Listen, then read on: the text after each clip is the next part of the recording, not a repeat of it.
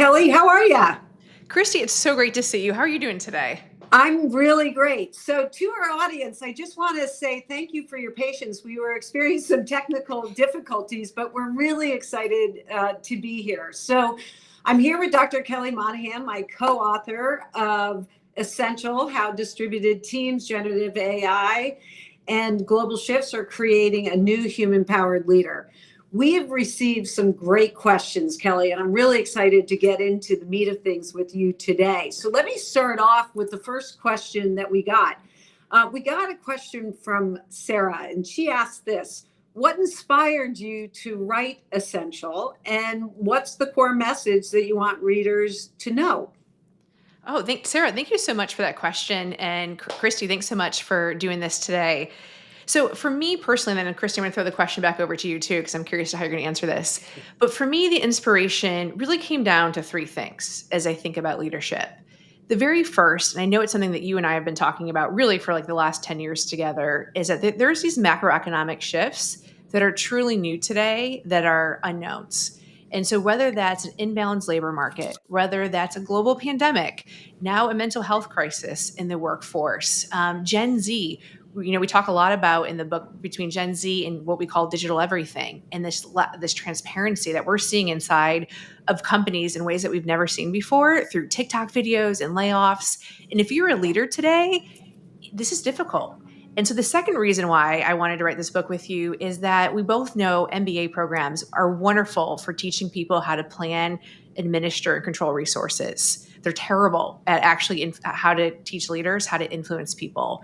And we are entering into really the age of humanity at work today. It's much less about how we're making widgets, much less about finding efficiencies, and much more about how do we actually appeal to the hearts and minds of people so they can innovate and create value. And then the third thing I'm going to say before I get off my soapbox here is that, as someone who has studied leadership at a PhD level, you and I also both know there is no diversity of thought when it comes to leadership theories. We just have this very dominant discourse, and we've inherited it and we've just accepted it. And I think you and I both have this itch to realize that something's broken in the way we're leading today. There's something broken in our systems. What's that diversity of thought? And that's what I hope that we're doing with this book. So that's my answer. But Christy, I'd love to know what you think about that question. Yeah, thanks, Kelly. I'm equally excited about having written this book with you, because what I've seen in almost 4 decades of being in consulting or in industry positions is that the world for leaders has shifted dramatically. We are no longer in a world where leaders are confined to just what's happening within their quote unquote 4 walls, right? Yeah. That we've seen the line between private and public sector virtually disappear. And so, to your point, leadership is really hard. Leaders are moving from just being profit driven to profit and purpose driven. They're having to deal with economic instability around the world, political instability around the world, social issues like they've never had to deal with. And what Essential really provides, and what we both have a passion for, is not only that diversity of thought in leadership models, but is a blueprint for how to lead in these unprecedented times. And it's not just a book that provides that blueprint, but rather, more importantly, provides that visceral excitement and call to action to rethink how we as leaders show up for our employees every single solitary day. And not just our employees, but the communities in which our businesses reside. So really hopeful that I know we're striking a nerve in this book, and we are creating a really visceral dialogue with people around how leaders need to lead today. So The second question I've got for you is a really interesting one. In the book, you talk about the shift from control to empowerment in leadership. But aren't there situations where control is necessary, especially in times of crisis? What do you think? Yeah, I love that question. It's a spicy question, Christy. We're getting good now. I know, the right? questions. Exactly.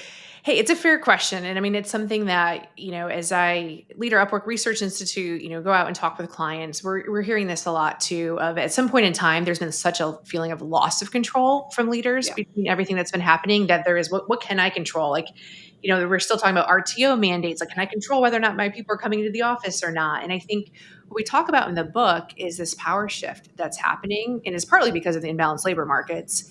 But the reality is, really top talent has always been able to vote with their feet. But I think even more so, they're able to come in with a lot more demands of here's how we want to work, and really start to demand a much more human workplace. When we pull the cover underneath it all, I don't think the demands are that outrageous. We're talking about just very core human needs that people are asking for, whether that's autonomy, whether that's well being, whether that's connection to others. These are things that to me are table stakes of what we have to get right.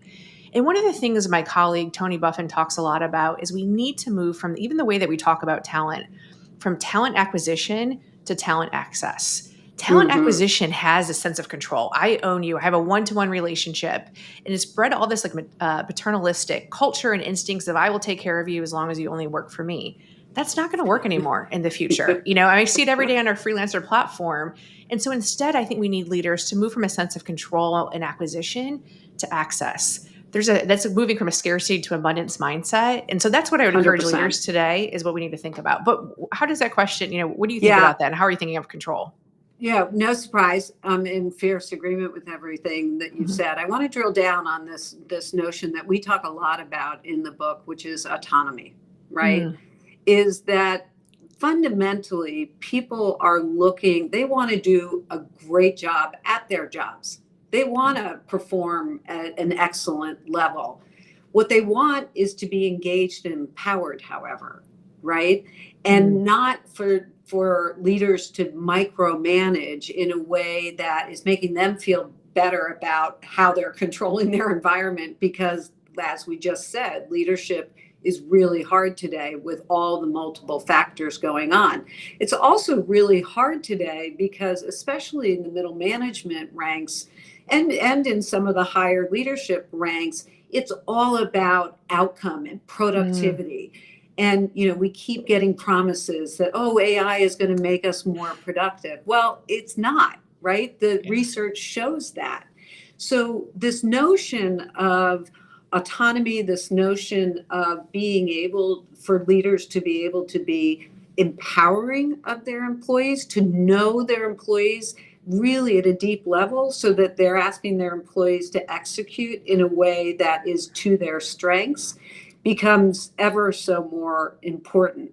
And guess what? The outcomes, if you do that, the outcomes will be probably better than you imagined as a manager or as a leader. Yeah. Christie, let me ask you a question, and then we'll go back to our audience questions too in a second. It's funny. I've been talking about this with a few leaders recently. What do you think the root problem is here? I mean, because to me, it's like, how much more data do we need to show that human first, human centric practices are good for business? Like, what do you think is actually in the way? Is it lack of data and understanding? Because at some point in time, this is also just feeling like this is common sense. This is how we should be leading our organizations to get to the outcome. What are your thoughts on that? I think there are a couple of reasons. One is fear, right? One is fear that we are so about immediate gratification in our world and in our jobs, and the expectation to show results in shorter, faster ways is really unrealistic in terms of the expectations that are being set by many leaders, right? So I think that we're living in a scarcity mindset, as you said before. I think a lot of leaders and a lot of employees, frankly, are living in environments that are frightening, right? I think the second thing, and that's, let me just dig a little deeper. I don't think it's just frightening in terms of their performance at work. I think it's frightening because they're crossing the thresholds of our organizations with a lot going on outside. Whether it's with their kids or with their parents, or that they have relatives somewhere around the world who are in war zones, what have you, or they're living paycheck to paycheck. I mean, I think that there's a great deal of pressure on people today. I mean, we know that mental health is Yeah. on the rise, and it is at pandemic levels in and of itself. So I think fear plays a big role in Mm, this. I think time is the other thing. yeah. I think we have an expectation of our employees to deliver results and to be productive, as I said before, that we're actually not taking time to spend with our employees as leaders to really Yeah. understand what they need, how they operate, how we get them to play to their strengths, how we configure teams, Mm, right? How yeah. do we break down the silos within our organization to build and be agile across different components of our organizations? How do we engage our employees? I mean, our customers? How do we engage our ecosystem partners? Those are the things we no longer have headspace to really think about because of the pressure on outcomes and the Mm, pressure on results. And so we need to start making time in our calendars, literally. I mean, your calendar probably looks like mine. It's meeting after meeting after yep. meeting. I have to schedule in time that is uninterrupted with people to really find out what's going on with them and how I can be of best service to them as a leader. Yeah. I love that. I think that's exactly right. And I think this is the things that we actually don't talk enough about in Yeah. boardrooms and in closed doors is that fear, is that scarcity thinking, and just the profound shifts that are happening. Now, we get a question from Dave, and I'm Yep. curious to see what you think of this because so speaking of fear, Dave is asking, there's still all this talk around AI. And obviously within the book, we do address generative AI in particular. And Yep. he's wondering, is there concern of job loss? Like what should be top of mind for the workforce today and leaders as we're navigating, generative AI that seem to have come out of nowhere for many leaders today? Yeah, great question, Dave. I love this question because it's certainly one that's being asked all over the place. Let's get right sized in terms of our thinking around Mm, AI, right? okay. We've been talking, I mean, AI's been around forever, but Yeah. we've been talking about it in the last 18 to 24 months as this magic bullet that's going to solve all of our issues at work. There are some great things about AI, but we don't know how to operationalize it and use it in the context of work. Mhm. This has been a chronic issue when new technologies have been emerging. You know this as well as I do, right? In the last 24 or 48 months, where we've talked to many CEOs and leaders and asked them the question of, are they doing anything around these new technology advances within their organizations? And we know every one of them has said yes to us. Yet Yeah. only 25% are even thinking of doing something different. And of that, Shocking. single digits are actually doing something about it. So the advent of AI into our workforce comes after a long list of technologies that we're already not maximizing within our organizations. I also think we've got to be really clear with AI. Know that we need to upskill and Mm, reskill our people. That should be the yeah. mindset, not replace people, Yeah. because that's not sustainable in an economy, Yeah. right? And for a growing Right. economy. So the investments that leaders make in upskilling and education and reskilling is something that I think they need to be spending more time and resources around rather than how does this replace a certain function in my organization.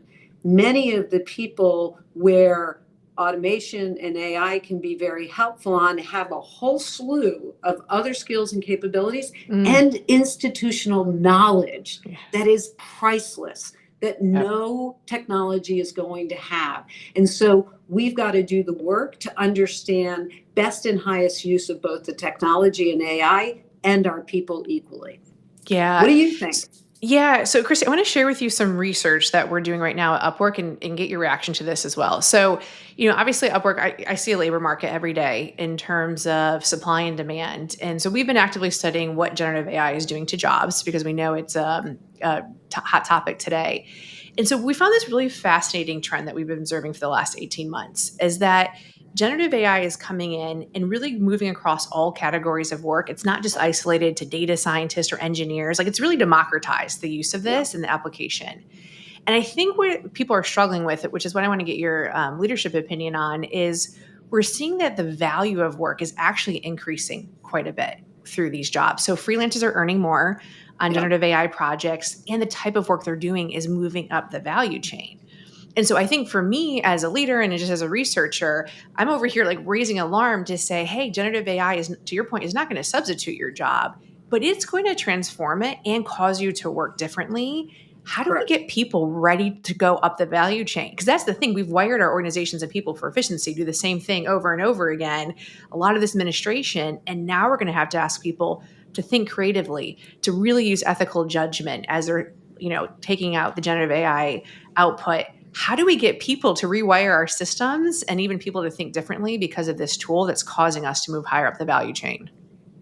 Yeah, I mean, I think we're at a moment where we have to rethink how we're structure work, right? Mm-hmm. Now, you and I both know that we've been talking about, future of work, which I never bought into that phrase. It's like flow of work. I mean, the future's here, right? Yes. So how do we think about the flow of work and how work gets structured?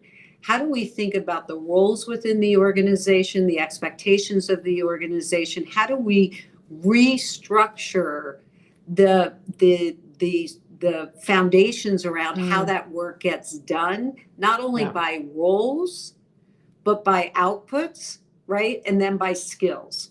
Yeah. Those three things have to be primary in when we think about the adoption of any technology, AI being one, right? What are the expectations? They shift.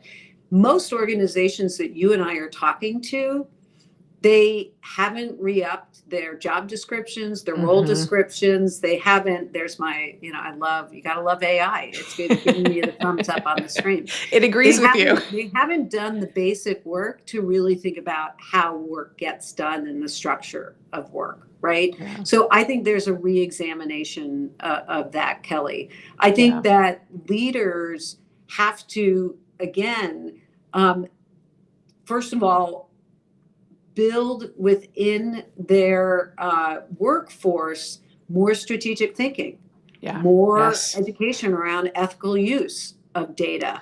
How do we parse out and discern how we use the data in the cultures we're in, right? Those are very human qualities that can't be replaced. I mean, that's how I'd answer it. Give me your opinion. Yeah, well, it's funny. As you're talking, like the one other thing that I'm thinking about that we found through our research in the book was this Gen Z behavior of starting to use large language models for coaching because they felt like they were actually giving more human answers than going to their direct boss. And so I think you're onto something here. Two things that resonated with what you just said. One, I love this. Like anyone who's listening today, I think needs to repeat this out loud again. It's not the future of work, it's the flow of work. Because that just opens up our eyes to the present day reality of what we're living in today and doesn't kick the can and say, oh, well, this is a 2 to 3 year time horizon, down the road. I like that it positions us in current day. But then second, I do think there's just this really strong need for human leaders to really embrace their humanity in this era, because my concern is if leaders aren't getting this right at the middle manager levels today, we are at risk, not of generative AI substituting jobs, but of generative AI substituting the human leadership that people desperately want and aren't getting, right? And so like that's what's kind of firing me up today as we're talking about this, is that's a dialogue we need to be having, not about job substitution here. It's interesting. I was talking to a client earlier today, and I used the phrase, he's like, what's the one thing that I can do in my work? And this was a very senior leader in the C-suite. And I said, how about injecting humanity back into the workplace? Yeah. And he's like, well, I'm nervous about doing that. How do I do that? And we spent a lot of time talking about the elements of what we lay out in the book. This notion of start asking questions, start being more curious rather than giving direction, right? Mm, Flip mm-hmm. that. And Yes. so I do think that there's this mindset shift that we desperately need to have within our workplaces. I got a question for you, Kelly. Yeah. So Okay. one of our listeners wrote in. They said this is a thought-provoking one. Okay. How does Essential redefine traditional leadership concepts, and what surprised you most during the research that we did for the book? Okay. Well, that's a great question. So to me, like if I could just explain it as simply as possible, I think essential starts with a different assumption about people at work. I'm not going to go into a whole history lesson here. You actually, you and I both go into that a little bit in the book of how we ended up here. So we'll let the people read that on their own. But the reality is, almost every management program principle is based on the belief that people do not inherently want to work. And as a result of that, we can't trust people to work. And, there's all this literature and, reasons of how we ended up there. But I don't even think the majority of people working in 2024 realize that assumption from the 1970s has followed Yeah. us all the way up, and that's how Yep. we've grown up and that's how we've managed performance. And it's just like implicit belief that I think is holding us back tremendously in our Yeah. organizations. And so when you flip that question upside down and you say, no, I actually think people inherently do want to work. I think it's actually we can create the environments and systems that enable human flourishing to come because of work. Everything changes about management and leadership and what you're focused on, what you're looking for. And to your point, what you were saying earlier, it's no problem then as we start talking about autonomy and empowerment and connection. Those are things that come when you trust people that they're going to do the right thing on behalf of the organization. And so that's to me what this book is all about is how do you take a new frame to say that people really want to be here? How do you then meet their needs? And I think that's probably also like somewhat of my surprise here too is how little thinking is built on the notion that people want to work and it's something that people can be trusted to do the right thing. That is a huge problem we still have to solve for today. But I know we're coming close to time, but what about you? Like, what did you think about from Yeah. a biggest surprise for you? Well, I think exactly what you just said. The hopefulness Mm, of the book, right? yeah, And good point. it not only is it hopeful that presumes that people want to work, but that they want to be engaged in meaningful work, that they want Yes. to work from a purpose standpoint. I mean, from the frontline worker all the way to the C-suite and board, they Yeah. all want to be working towards something that's purposeful and greater than themselves, right? How they do that, they frankly want more trust from their Yeah. leaders. And, we know in the book, in the research of the book, trust is at an all-time low Yeah. in our organizations, Absolutely. especially in the United States, but it is a global issue, right? Yep. And trust in leadership is at an all-time low. And I think that this old notion of, always operating from, either employees being, cogs in the wheel. We talk a Yeah. little bit about that, or employees, not wanting to work, or, as we have done with every generation that's come into the workplace. You and I are from very different generations, right? You're a Sure. millennial, I'm a boomer, Yeah. but we grew up hearing that the next generation behind us was selfish, Yeah. spoiled. They had expectations about this. I heard that about Gen Zs, Yeah. millennials. We've heard it every generation, and we somehow want to vilify our workforces, I know, right? right? Rather than empower them and inspire them. And so I Yeah. think that what we lay out in the book is kind of a hopeful path for how do we reinstill this abundance mindset? How do we reinstill what it really means to be a leader? And in that leadership actually means something, Yeah. right? And Yes. so I'm really excited about having the book be, it doesn't come out until January 2025. Yep. We're really excited about that launch. We are certainly, Kelly and I, spending a lot of time talking about our book to leaders and practicing it with leadership Yes. teams that we're both have the privilege of working with. So we're really excited about the path forward. So as we come to a close here, Kelly, Yeah. real quickly, we've got time Sure. for one last question. What do you hope readers will take away from Essential? And, what is your hope in terms of its impact? Yeah, I love that question. And, this is probably a little bit aspirational, but what I hope is that we really provide a new framework for leaders to take and begin to practice with their teams. I think it's funny. I've been studying a lot more about small incremental changes, how those are leading to longer term, bigger transformations. And so this isn't something that's all of a sudden you got to overhaul everything you know. This is something that you start doing little by little. And we've got this flywheel at the end that I'm excited for the world to see of how these leaders can get this started within their teams. And so I really want them to see people as they are, to see the humanity within their workforce and realize that is the most valuable asset I have within my organization. It is my job to develop and nurture this. And I want that mindset to happen as opposed to it's my job to make sure they comply and are productive and efficient. And I'm generating all of these shareholder returns every quarter. Absolutely, you can still focus. I mean, we still have to focus on shareholder returns. We have to focus on an Absolutely. economy.